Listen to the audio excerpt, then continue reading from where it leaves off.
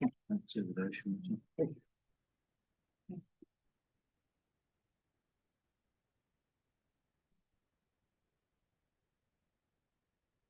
are now live. Good evening. Today is Wednesday, January 15th, 2025. Today is the Technical Advisory Committee meeting. Opening for the first action item is the summary notes of the November 20th meeting. We all review them and have a motion to approve. Somewhere. Motion, Amon, seconded. Second. Any opposed? So noted.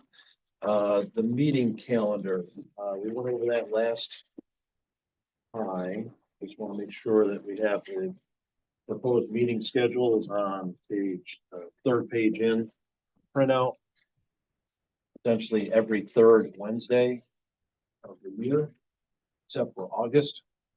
Do we have a motion to approve the meeting schedule? Next question. Yes, you may. Just as a point, this may not matter to most people and it may not impact most people, but at least for Arlington County Schools, the April date is the week of spring break. So I don't know if that affects anybody else. It will affect me, but that doesn't mean we need to change the date. So Noted.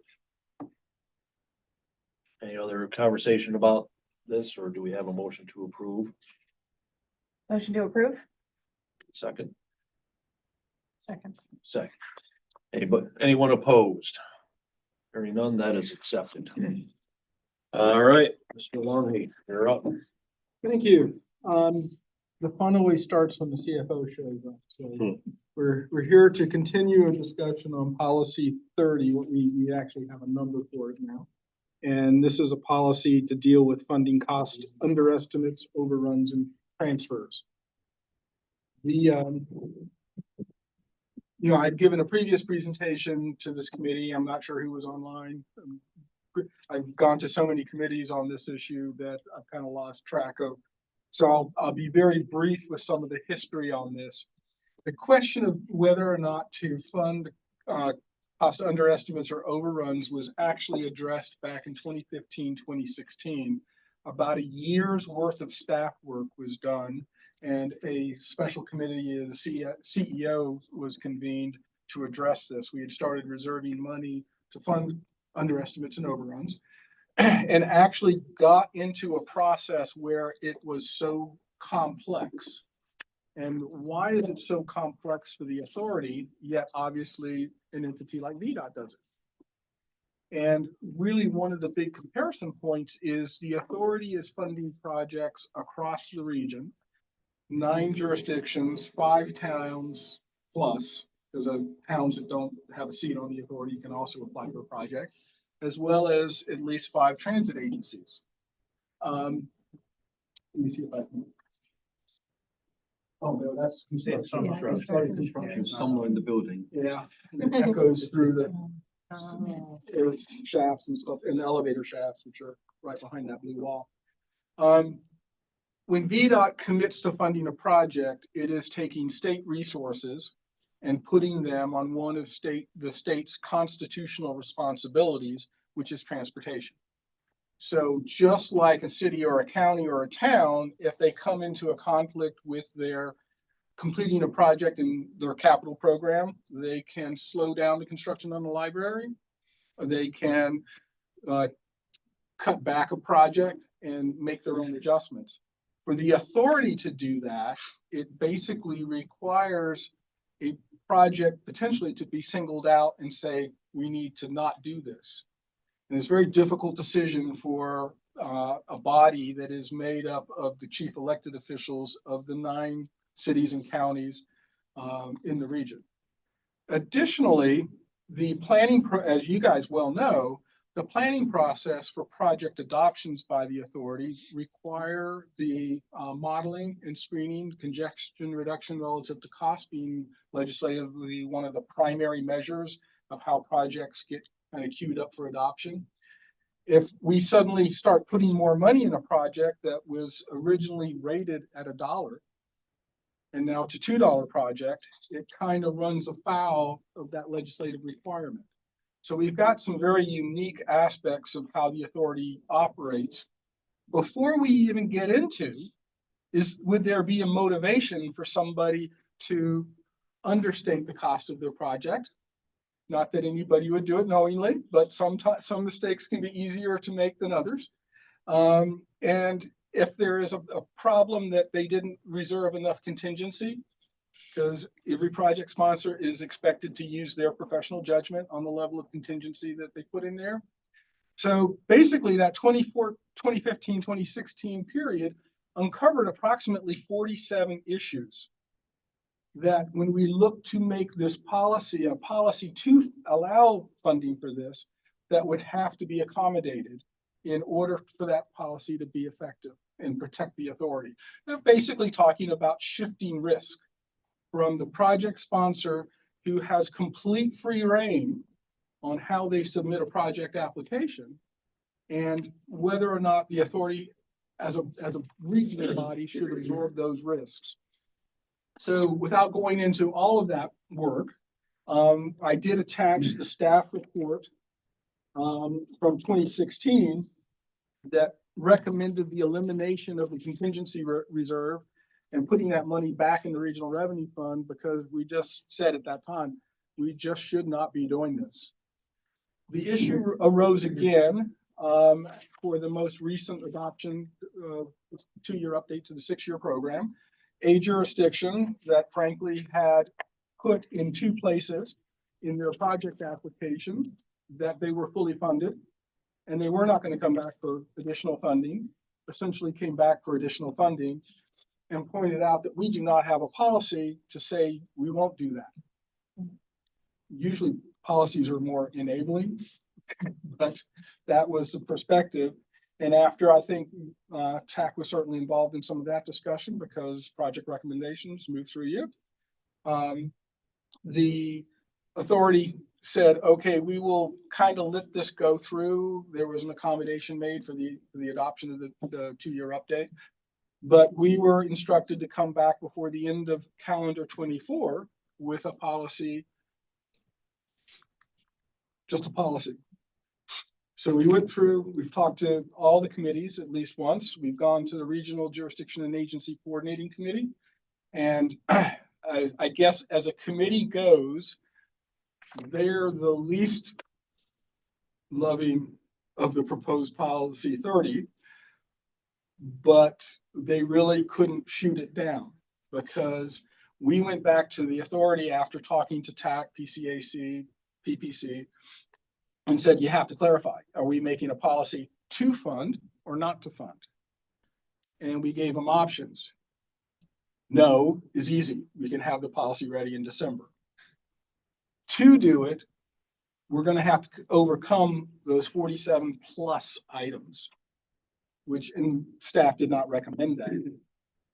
Recognizing that we do work in the political environment, the staff recommendation was a policy that says no, but with a petition process for, I gotta look at my wording because it's very specific. And it actually is on the draft policy, it's 3D. Petition process, when a project sponsor believes it can sufficiently demonstrate factual circumstances supported in currently available and detailed records demonstrating project conditions, very carefully chosen words, that are unique, extraordinary in circumstance, and could not have been anticipated. As the last time we talked and at the prior meetings with the various committees, we always end up in a discussion or an attempted discussion of scenarios. And I always try to stay away from scenarios. Because once you say a scenario, whether it's a scenario of no, it wouldn't pass, or it's a scenario of maybe we would look at it, you've kind of started to set details in a policy. So our mandate from the authority was, okay, we want a policy of no, and we want the petition process.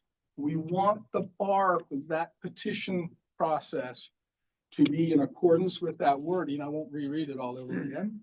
We want that bar to be very high. We want to make it clear that we don't want to see petitions. And if you do make a petition, it's going to be a very high bar. So that kind of goes into my recap of how we got here. We are coming back tonight and I will go through the proposed policy with you. Ask for your feedback again, and also ask ultimately whether or not TAC would like to take a position of supporting the policy or not supporting the policy, or supporting it with some feedback. So if there's any, are there? Sorry. So then the policy that you're proposing is to not fund cost overruns, and then to only basically accept requests for exceptions on that basis. And the policy kind of outlines that high bar for that petition. You mentioned before that there was one jurisdiction that came back and asked for more funding. Were there multiple others in the further distant past that did the same? Yes, but project sponsors have come up to us in the past and said, we would like to do this. Mm-hmm. And based on that 2015, 2016 work, we've always discouraged it. Oftentimes we found a mechanism to do something on an alternative basis. Mm-hmm. But now, do you have a sense of those ones in the history, maybe or maybe not, you don't, of all of those, anecdotally speaking, that happened in the past, what bucket they would fall in this exception? If they had applied for this petition, would they have been one of those extraordinary cases, or would they have fallen out? usually if a project sponsor comes to us early enough and says, I've got this problem, we do try to look to figure out a way to resolve the problem. I guess I was wondering if, just to stress test this, exception process a little bit and understand it, if all of those cases, let's say there was 5 that have come to you in the past, if they had submitted a petition, would they have qualified under these extraordinary circumstances as listed? I don't think so. Okay, that's what I was trying to get a sense for, how often the exception would be. And I think the amount of transfers or additional funding that we have done would be, since inception, would be less than 100 million. And we are looking at the planning staff, and it's very difficult to do, has looked at the project pipeline to kind of get a measure of what underestimates or overruns are we potentially looking at. Now, what's difficult is not all projects are very clear. Many of them, as they submit their applications, either don't state that they're fully funded, or state that they are not fully funded. So without having to go through all of that pipeline and looking at the granular level and making a judgment call on 140 some approved project applications, the back of the envelope calculation for exposure for underestimates and overruns is about $1 billion. And that's a lower number than all of the underestimates and overruns that we can calculate. So we've kind of reduced that top level number down to what could potentially come back to us as an additional application. We're typically running 600 some million in a 2-year update. So $1 billion would basically almost void 2-year updates of new projects. So there's a huge liability backing up on this. And part of this is also, remember, we are now fully in the swing of having adopted the 2018 to 2023 inaugural 6-year program, and we're doing those 2-year updates. We're now kind of in that swing of things, if you will. Did that answer your question? It did, thank you. So looking at the policy, and I'm sorry, I may be getting a little punchy because I've gone through this a couple times, but as I said earlier, when you say no, it's pretty easy. And so in item 1 of the policy, the purpose statement, the purpose of this policy is to establish that project risks due to cost underestimates and or cost overruns will not be absorbed by the Northern Virginia Transportation Authority. Upon adoption of this policy, the authority will not allow the transfer of authority regional revenue fund project funding between projects. The reason for the disallowance of transfers is we also want to eliminate the risk of somebody having a project whose future starts to look uncertain, essentially transferring the resources off that project to other projects, and then coming back and withdrawing or canceling a project that essentially has no more money on it. Now, under the terms of our standard project agreement, they would owe us that money back. But what's not clear is, as money has been transferred off, would they only owe us the amount that's left on the project, or would they have to go back and reimburse us the amount that was? You see the complication. So that is the purpose statement of the policy, and there you have it. That's the no. The general section basically describes why we got there. It shifts the project risk. Any shift of risk by individual project sponsors is incompatible with the regional role. Project sponsors are expected to use appropriate, competent professional practices, estimating costs, scheduling, and establishment of contingencies. A lot of discussion went, and some of this occurred here at TAC, was, give us what you expect contingencies to be. Well, we know enough to know that the contingency for design is going to be radically different than the contingency for right-of-way and utility relocation. But also the difference between the need for a contingency on a right-of-way acquisition, utility relocation in highly developed Arlington, antique historical properties, Alexandria, and a cornfield in Prince William is going to be very different. And frankly, we don't have that expertise. We don't have the engineers. We don't do this on a regular basis. Our expectation has always been to give the freedom to the project applicant or the project sponsors to put in what they need.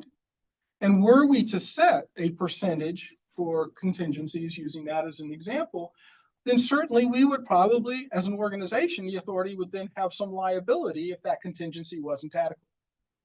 So again, we kind of rolled it back, leave it to the project sponsors. We also, frankly, don't, and I don't think you as members of the public, as members of TAC, and I don't think our member jurisdictions want to pay for us to build that expertise, especially for something that we don't know when it's coming in. And it'd be hard to kind of like keep an engineer engaged, because it would be like a combat position, lots of boredom, so, surrounded by lots of overtime.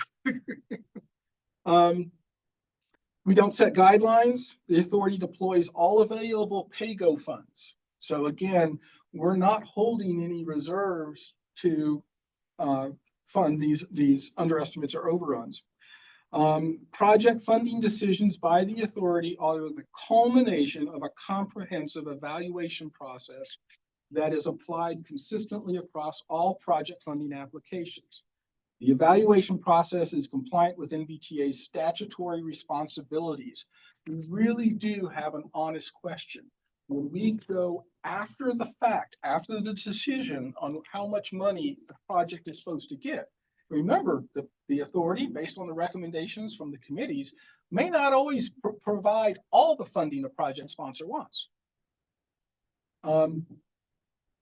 But that rigorous process, we shoot the integrity of that, and I think leave ourselves open to statutory challenges if we start after the fact tinkering around with the amount of funding allocated without any retrospective look as to would that project now be funded if its cost was at the level that the project applicant is trying to get us to pay for.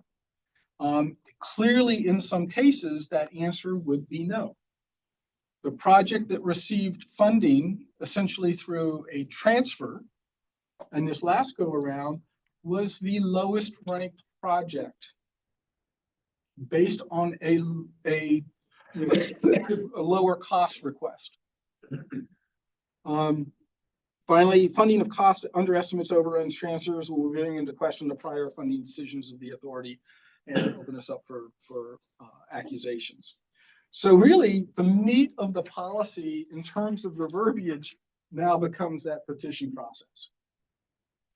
And the process, petition for policy exemption, project sponsor petitions for policy exemptions are not encouraged. I mean, if you're going to say no and you want a high bar, and when this was presented to the authority at their last meeting, beginning of this month, the reaction I got from them was, oh, this is ugly, but it's exactly what we asked for. Project sponsor petitions for policy exemptions will be examined rigorously. Again, that high bar. Project sponsors are encouraged to discuss project difficulties with Keith and myself as soon as practical for all parties to attempt to find alternative solutions. Just because we're setting a policy of no and setting a high bar for any petitions doesn't mean we want to eliminate what we have done in the past, and that is still work together to try to find solutions. So we want to make a clear statement. We're not taking ourselves as staff out of that business. D, again, the wordings, that one of the key parts of this is currently available data. And that is because the petition, as you'll see further on in here, the petitions will now be examined as part of a two-year update to the 6-year program. Kind of reinforces that aspect that we've got to be compliant with our state code mandate that we use computerized modeling, et cetera, congestion reduction relative to cost. And then we have that bar, unique, extraordinary in circumstance, and could not have been anticipated. And virtually every scenario that somebody brought up, and I'll use one of my favorite, is undocumented grave sites. But we heard from General Assembly members at the authority level and some of the jurisdiction leaders, oh, no. If you're not anticipating those in Northern Virginia with the Civil War battlefields and or skirmishes, family graveyards, plantation graveyards, then you're just not aware of your surroundings. I thought that was going to be a fairly safe one, but it actually was not considered unique, unanticipatable. The authority has the sole right and responsibility to determine the use of regional revenue funds within the parameters and processes required by the Code of Virginia. This is in here because once a project award is given, oftentimes the project sponsor thinks that that is their money to use how they see fit. And to the extent that they use it within the construct of their project application, which was approved by the authority, they are entirely correct. But we've had the conversation before with project sponsors saying, this project is no longer viable. We'd like to move the money over here. It's like, no. You have to withdraw the project. The money goes back into the regional revenue fund, and the committee's making recommendations to the authority, and the authority decides how those dollars are going to be used. Just because you got a project, and for whatever reason, and we have seen this happen, boards change, circumstances change. A very good example was VRE several years ago, had 2 projects that were platform extensions.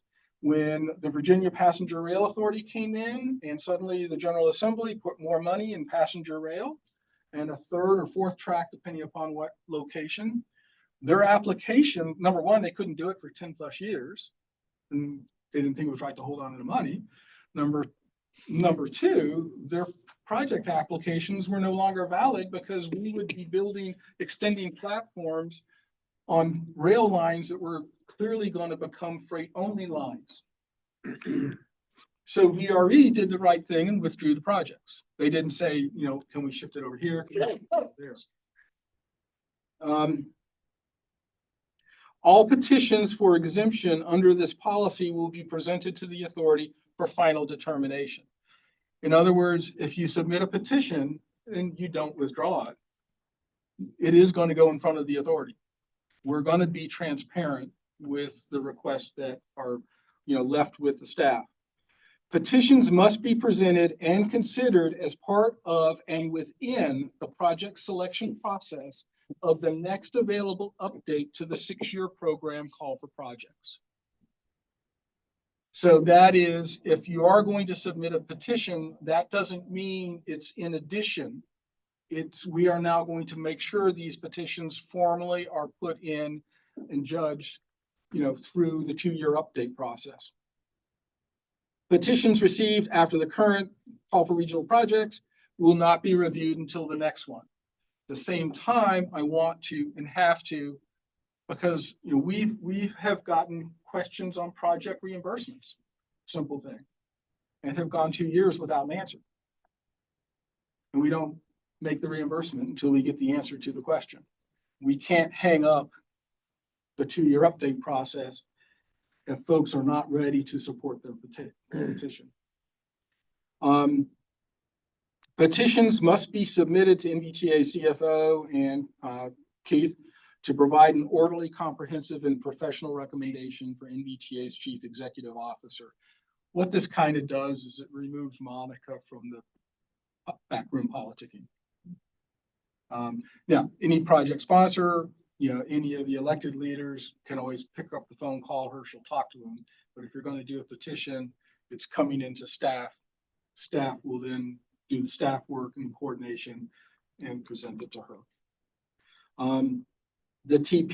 The principal TPP will provide requirements for the submission petitions within the 6-year program update to the call for regional revenue projects. This is the Mike Londy escape clause. I've worked on the policy.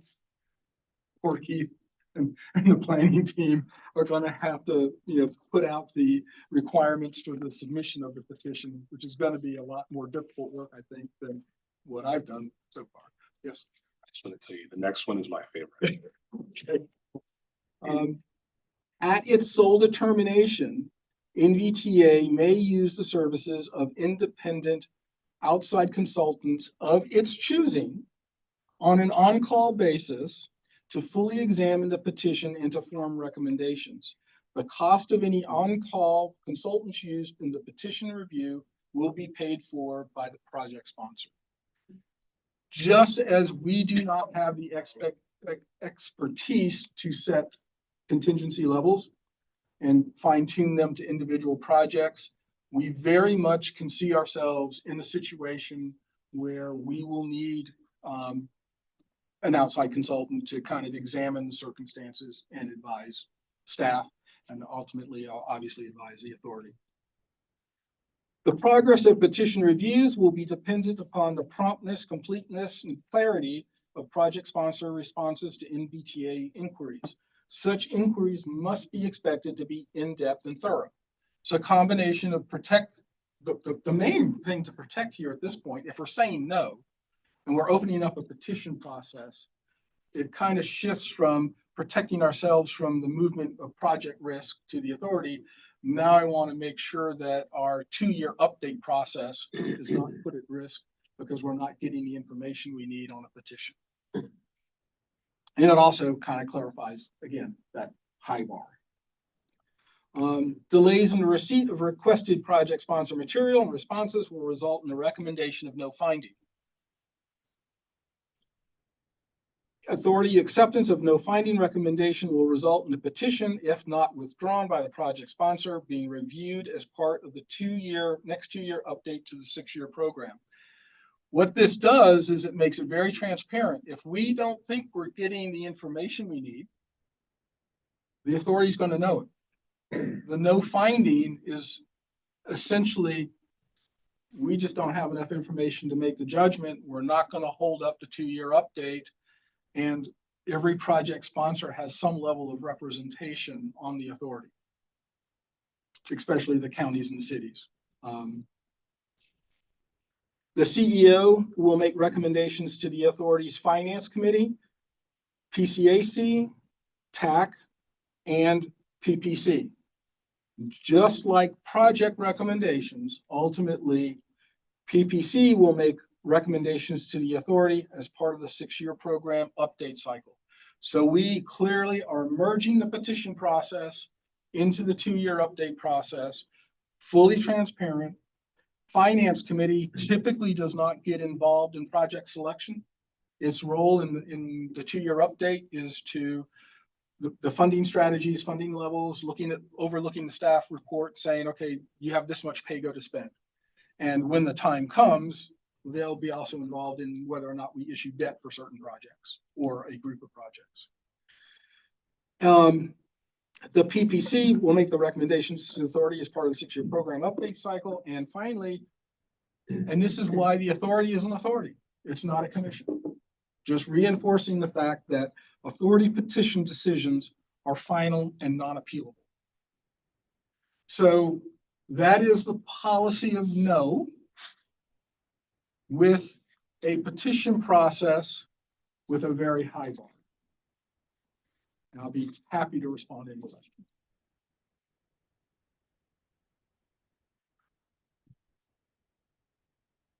Something I was wondering, were there any other examples of,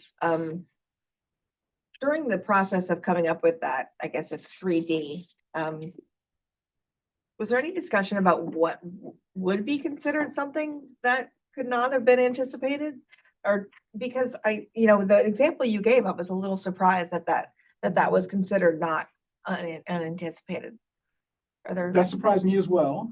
Many of and this is where the scenarios come in. So I'm trying not to do scenarios, but people brought up COVID, but COVID wasn't unique. People brought up inflation. Inflation is not unique. It's hitting everybody the same. Well, not the same, but generally the same. Same thing, supply chain issues. Somebody brought up the potential for tariffs after January 20th. Yes, but you know what? Again, not unique. For the next 2-year update, you can't even say you didn't anticipate it. Because by that time, when the call for projects come in, those tariffs will assumably be materializing. If they're not just hyperboiled for negotiating position, they'll either be materializing or they're not. But clearly, from beginning of November or even earlier, people have known that there's a tariff possibility.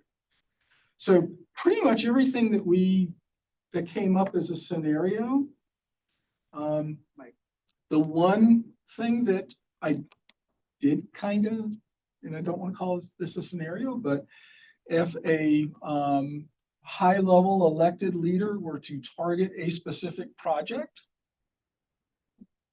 then maybe. And the reason I'm asking the question is, did we create a policy that is almost impossible to then structure a framework around what the petition has to include and evaluate? Well, the petition process will be process-based, but it'll still be measured against 3D. And I think if I heard correctly, they're going to be kind of having to develop what that would look like, right? What they would have to submit to you. Is that correct? Or Honestly, until the situation actually arises, we're going to talk in the hypothetical. Mhm. We're talking about projects that are requesting more money from NVTA that appear to be as a result of a cost underestimate or a cost overrun. So, a project application has to be made, but we will very quickly determine if this project was believed to have been previously fully funded. And so if there's no petition that comes with that project request, then it's actually a pretty simple process. See you in 2 years, and unless they can get something to us very quickly, but that's unlikely. But if a petition does come with a project application, as Mike said, we need to look at those various kind of measures and determine whether they provided sufficient information to justify some sort of exception, We will discuss it between ourselves. We will seek external advice if we're unable to reach conclusion at the project sponsor's expense. And we'll go from there. But we're in the hypothetical, but I think, Mike's characterized it as a very high bar. But it's not just a simple no with no petition. So it's allowed for the possibility that there may be things we cannot war game here to still come through the process. But So I might have misunderstood Jay then, that you will be providing requirements for the submission of petitions. Are you establishing like a form of sorts, or what must be included with a petition, or what is that? Maybe what does Jay mean? That might be a better question. Well, the next call for projects is anticipated to be around May 1 of this year. We'll be holding briefing sessions for potential project applicants probably at the end of February.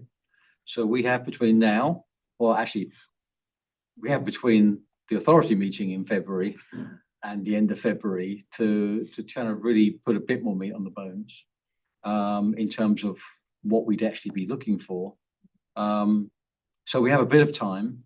And even if we're not completely ready by the end of February, we've still got until the beginning of May, which is when we'll actually open the portal, our application portal for online applications. So, it will be developed over that time period. I've not started working on it at this time beyond knowing that there's going to need to be some pretty serious documentation that's coming from the applicant in situations where we identify, a potential policy 30 situation. We may have already talked about it but to kind of piggyback on what you're saying, if the policy is saying that if you got this circumstance, it'll be considered in a 2-year assessment, wouldn't they just in the call for projects add additional funds to that project that they would need to get the money as opposed to going through if we just say, I ain't giving you more money, and just set the policy, there's no exceptions, it's just not happening. But you can apply the next time around to get additional funds for this project, which we have kind of seen. 28 comes to mind, where you did the study, then they had the design side. If they wanted more funds, they could apply in the next go around to get additional funds. Has that kind of answers? To answer that, there's a lot of discussion, again, amongst the committee and the authority. This point was actually specifically addressed by Jeff McKay at the authority meeting. So to look at 28, when we first came on the scene with funding, there was a lot of Route 28, Fairfax, Loudon, that had design plans and everything else already on the shelf at VDOT, and they did a bunch of incremental projects and pulled those things off the shelf and started executing them. There will be, as there is now, a strategy for the applicants. I think very few applicants are going to come and say they're flat out state twice in an application that essentially that their project is fully funded. They may also decide to just ask for design and some of the earlier stages and then come back as a strategy. And frankly, that's quite fair. Yeah. But there are points, qualitative level points, for saying that your project is fully funded. It does give the authority a little bit more assurance, but we are also now dealing with the next round is fiscal year 30-31. So, you've got that long horizon as well. So the policy will definitely change the strategy. I think it will change the strategy for the better because, if somebody comes and says their project's fully funded and they get those qualitative points. And part of what the planning side may do is actually give more points for being fully funded now. Because remember, the projects are assessed based on their total cost, not the amount of funding that they're asking from the authority. So it definitely is going to play into the applicant stage, application stage.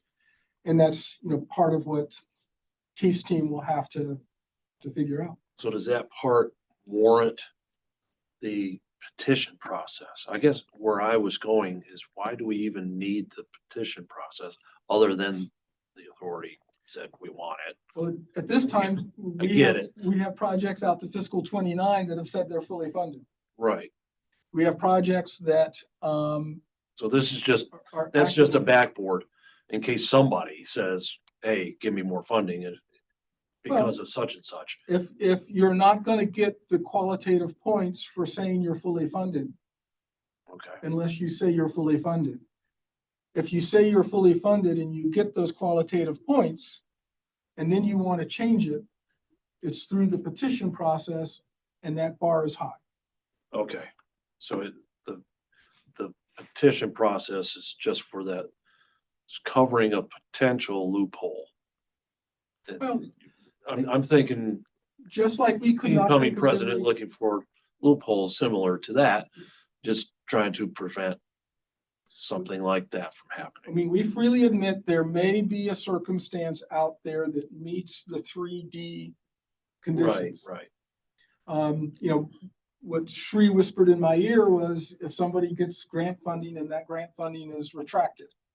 And that kind of goes back to that high elected official using the influence of office at a federal level who targets a certain subsect or something of projects, But again, if that wipes out all transit projects, is that unique? If it's a transit project in a jurisdiction for whatever, then I think we're probably getting towards uniqueness. The lawyer hat will say define unique. And I'll use the Supreme Court version and say, we'll know it when we see it. That's fine. Yeah, Just to clarify, historically, the answer has just been no. The correct? answer has been no.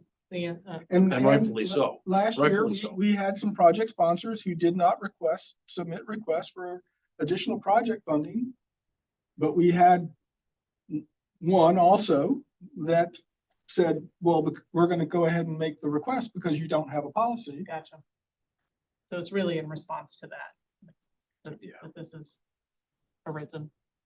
And at the time, you may recall the staff recommendation for those projects was to not fund them. That's what really triggered all of this and ended up with transfers and an instruction to develop this policy. But the staff recommendations were consistent with precedent, not a policy because there wasn't one, but precedent. Yeah. And generally, to nuance when we say no, what we really typically will say is what other funding sources have you considered your NVTA 30% revenues, because they are unconstrained in terms of how they can be applied. They're really just subject to any programming commitments that the recipient has made for those funds. And usually, if the request comes to us at all, offline from our 6-year program process, it ends pretty much with a conversation about use your 30% revenues. But I think the precedent is such that most of the time, most project sponsors know not to come to us because they know when they do, that the well is going to be dry. Look somewhere else. And why should NVTA be the contingency safety net for everybody's projects, even if they've got commingled funding from other sources? Why is it only NVTA that is on the hook to provide the contingency? And I think for the most part, like I say, most project sponsors understand our position. And that's why we made the recommendations when we did, because it followed precedent that if the project is a cost overrun or a cost underestimate. I think it was one example of both in the summer of last year. We said, no, this doesn't conform with our precedent. And so our recommendation was to not fund. And one of the things that was very much part of the earlier discussions is, I'll use the VDOT example again. So the state has its own revenues, it has taxing authority. It can choose to increase taxes to fund more transportation. It can do it temporarily to fund a specific project. It can move resources from other projects, to fund the transportation. That is the Commonwealth making decisions on its revenue stream. It's more complicated here because it's that same decision in the authority is okay for this one jurisdiction, the other 8 of you have to, do you have any volunteers to back off a project, type of thing. Where it's truly grant funding, say federal grants, state commitments to specific projects outside of projects that they have made state projects. Nobody's been able to point us to a grant program that says, okay, we're going to give you $1, but if you need $1.25, 25% increase, just come back and ask us for more. It's like, no, the grantors are taking the same stand we have. We have an agreement with the SBA. You're going to deliver this, whether it is a completed project from design through construction or asset acquisition in the case of buses. You're going to deliver this for the money that we've given you. And if you're putting in more of your money, if we're matching, because ultimately most of these projects have multiple funding sources. So to Keith's point, why should the authority be the one that fills the gap? We haven't seen, nobody's been able to give us an example of where, just come back and ask us if you need another quarter on your dollar. I have a quick question. So, let's say the petition's approved, like it's really a unique and extraordinary scenario, and it re-enters into the selection process.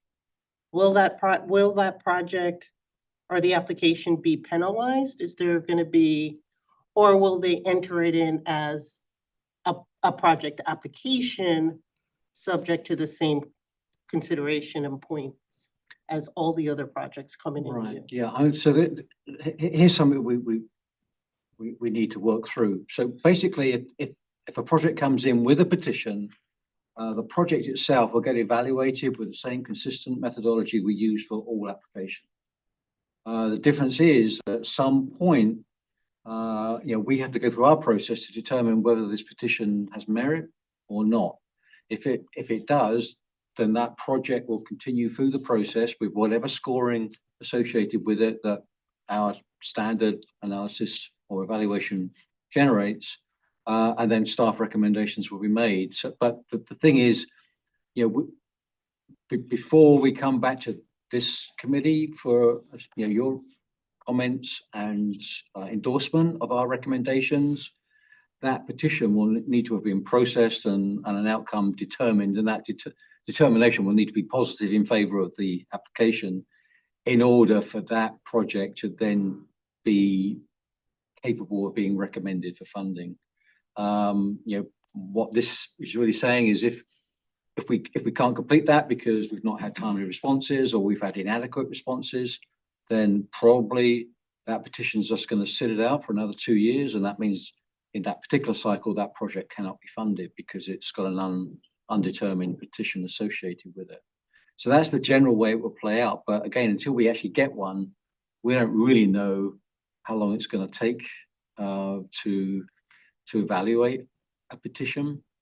But we certainly can push it through the process as if it's going to get approved. But there will come a point where we say, this isn't going to fly, so we'll just pull that project out. And certainly very early on, after the application deadline has passed, we I'm sure will be announcing in the first round of summary announcements that we make how many projects we have with the petition associated with them.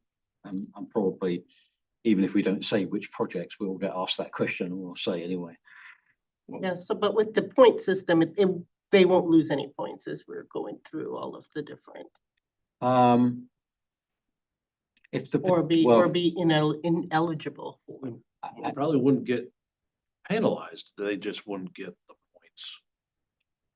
Depending on the project, that's us. That's yeah, a crystal that's- ball yeah, question. that's- We'll go to the project sponsor history, which is one of the qualitative aspects of it. And, maybe a good example of what we've resolved in the past is project sponsors have come and said, I'm running out of money. My solution to it is I want to change the design. I want to change the project characteristics. The first thing the planning team does is evaluate whether or not that project needs to be remodeled. I don't want to give too many examples, but we've had project sponsors who have come up and said, if I was going to do it this way, now the money pressures are on. I don't want to put more money in it. I don't want to ask you for more money. So instead of 2 roundabouts, I'm going to do 1 roundabout and some, I don't know the intersection stuff. You guys know better than I do, so I'll embarrass myself if I go much further. But they'll change the project characteristics. And oftentimes and this is what we encourage, they will come to us, and that is if we have to remodel it, they pay the cost of remodeling. Okay, we get the same congestion reduction relative to cost ranking and the other aspects that the modeling outputs. And if if we're getting what the authority asked for, but in a slightly different format, then it goes through and doesn't even go to the authority oftentimes. We've also read in the newspaper that a project sponsor is taking what looks like a hatchet to a project. And we have said, okay, come in. First of all, we don't like reading about this in the Washington Post. Second of all, this is inconsistent with the application. Therefore, we're going to force you to remodel it. We're going to force a remodel, and you're going to have to pay for that. Because it's going to be the only way we know if we're still in the congestion reduction and all the other factors, if we're still getting what the authority thought it was going to get. So that workaround oftentimes involves that collaboration, because it is collaboration. I mean, it's especially, it just starts off nicer if we're not reading about it in the Washington Post. And they come and say, I got a problem. Can we? Yeah. And most of these problems are worked out in exactly that way. We're currently funding 139 projects, which is 165 or 185 SPAs. 185 SPAs.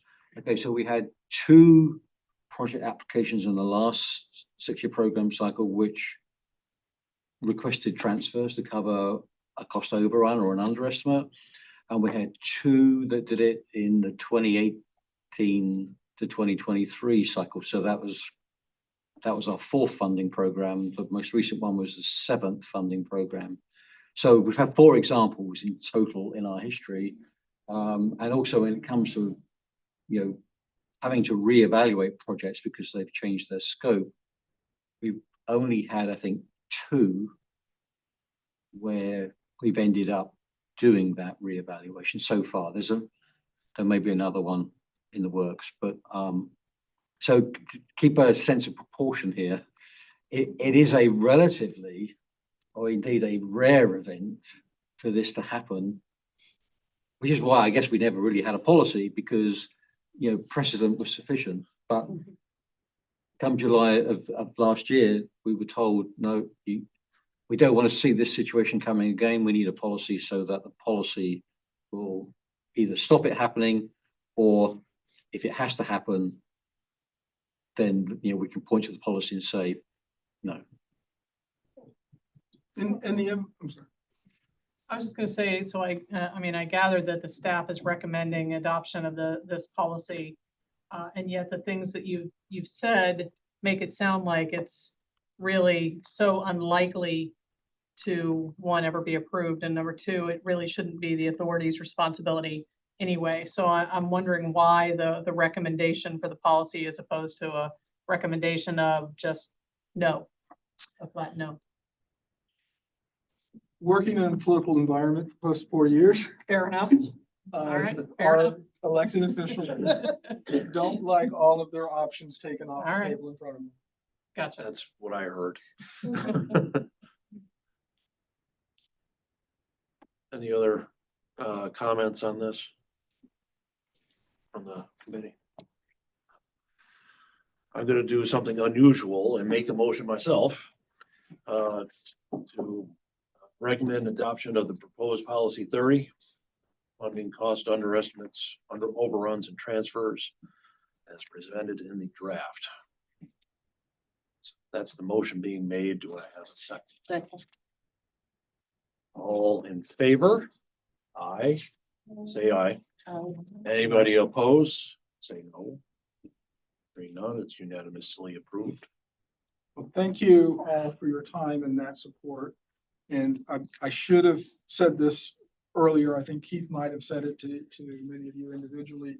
Monica is not with us tonight because she has been dealing with an ear infection for way too long. She's one of those ones that's been hanging on. So I do want to make sure she wanted you guys to know that she would typically be here, especially for something like this. And with that, I thank you for your support, your time, and hopefully I get to come for something more fun. Thank you for really thoroughly explaining it. Yeah. Even though we read it, that really helped a lot. Oh, we're right on that 59-minute rule. Keith, you're up.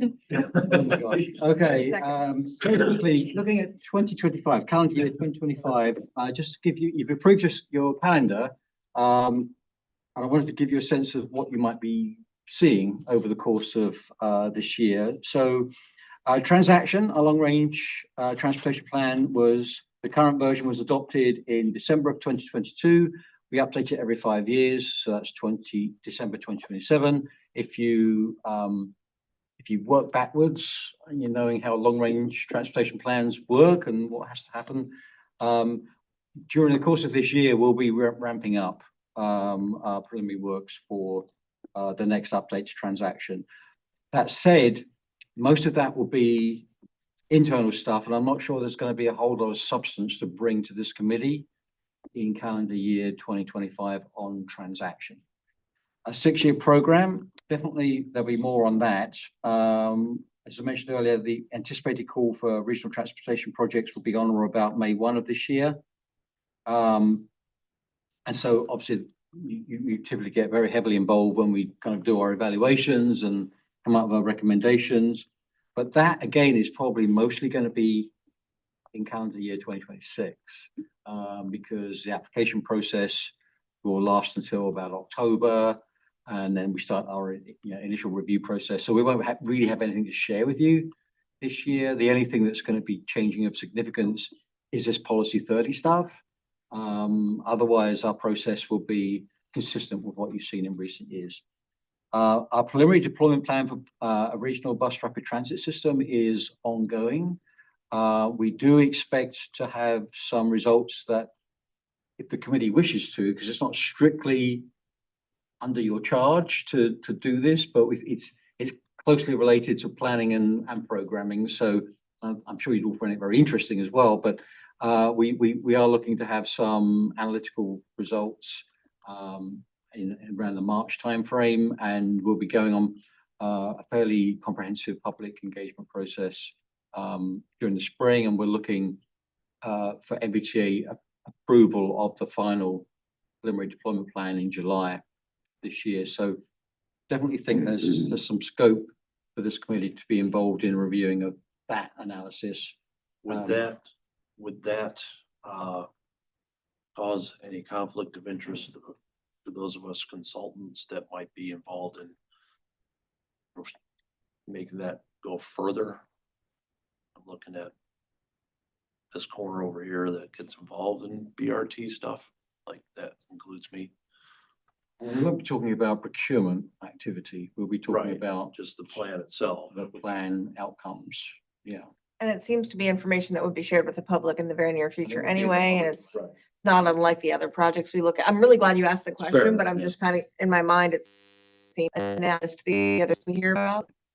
Now, it's possible that, and a shocker that this has never happened in the consulting world before, that the final reports recommend some additional work that needs to be done. And, if the funding materializes for such additional work, then that could lead to a future procurement. But it'll be public knowledge. and not- But I mean, this committee won't necessarily be shaping that other than from a That's okay. strictly That's fine. perspective. I also want to mention transportation technology.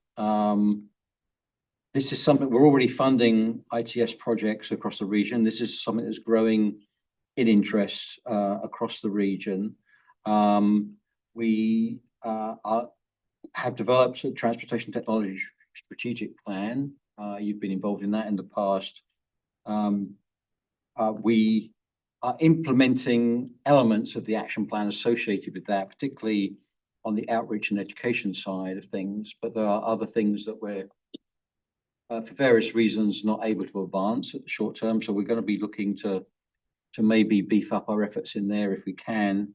We have a Transportation Technology Committee, which is an advisory body to the CEO, although it does comprise authority members as well as subject matter experts, and including on the public and the private sector side. So we're looking to refresh and expand the scope of that committee, partly to reflect the increased interest among our member jurisdictions in actually funding ITS type projects. We think there's some synergies across the region that NVTA can help with if we can get that Transportation Technology Committee refreshed. It has not met since September 2023, which is unfortunate, but it's just really been a prioritization situation on our part within our resources.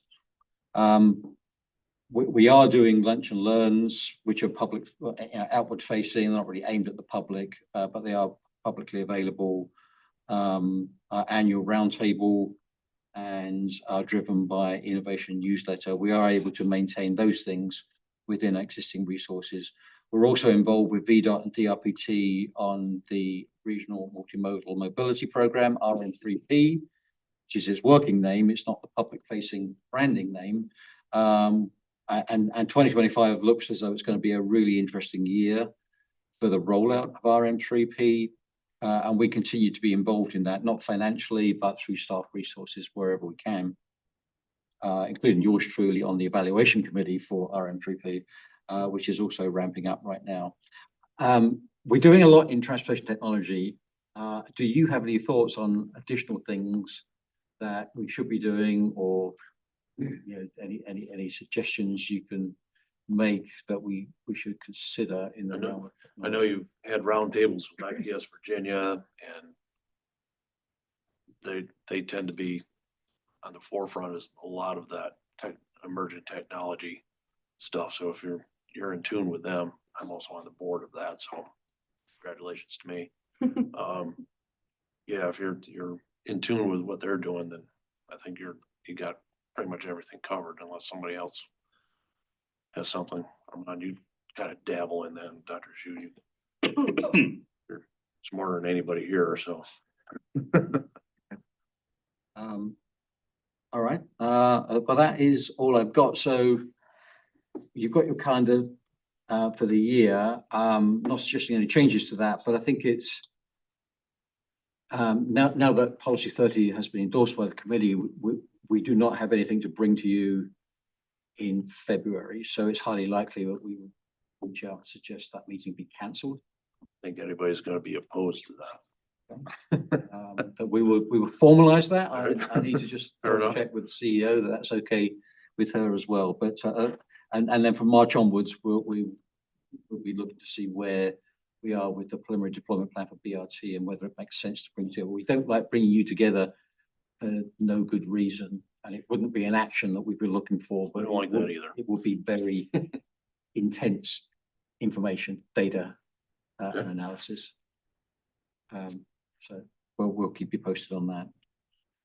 That's all I have for item 5. If there's no questions, I can go straight to item 6. On behalf, I don't know, sorry. Sorry. Right, and I don't know if I missed it, if there was any conversation about efforts for congestion reduction. I know we were at one point talking about doing a study on it. Was it sometime last year or something like that? Or I could be, my memory could be a little bit off. Is that looking at the investments that we've made in, we being at NVTA, and the region, and how much congestion has been reduced because of that? Was that? And then trying to come up with some solutions, maybe coming up with some. Well, the more solutions, ideas we're, and how we're to always coming impact up it. with the solutions, because that's what Yeah. the projects are. Yeah, I thought there was supposed to be some kind of work, a task force or a consultant looking into this as well, or That might have been your other committee. that might have been. I might have dropped that, yeah. Remember it's that? not ringing any bells, I but don't remember. Could it be the PDP that we are talking about?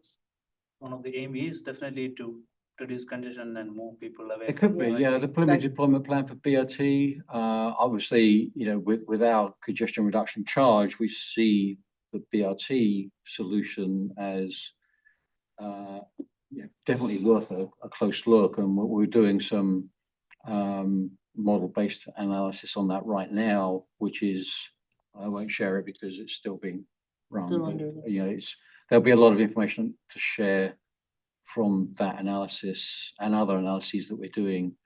And I don't think we've brought a whole lot of that information to you previously, so that may well be what it is. It's Yeah. related to the preliminary deployment plan. Okay, yeah, that sounds great. But if you think of anything else, or can point me to something in the minutes that I'm not remembering, then Yeah, I'll I'll be go back in my happy notes, yeah. to take a look at But I that. think you're right. I think I think you're right with what you just said with Okay. the BRT and stuff. Yeah. So the NVTA update, very quickly, you may have noticed our new logo. So that's kind of like freshened us up. It's been 10 years since. Vast improvement over the upside down bird sign. Yes. It's also more readable at smaller scale than the previous one was. So impact, that's part of an exercise to modernize our website. That's ongoing. So there's a little bit of rebranding and modernization of the public facing online stuff. But also over there, we have some copies of our annual report. I see Chair Boyce has got one. Some of you have got one in front of you. This came out last week, so please take a handful. The next authority meeting is February 13th, at which one of the major action items will be the policy 30 item, which you've just discussed. I believe that's all I have. Thank you. Good. Any questions or comments to follow up? Good.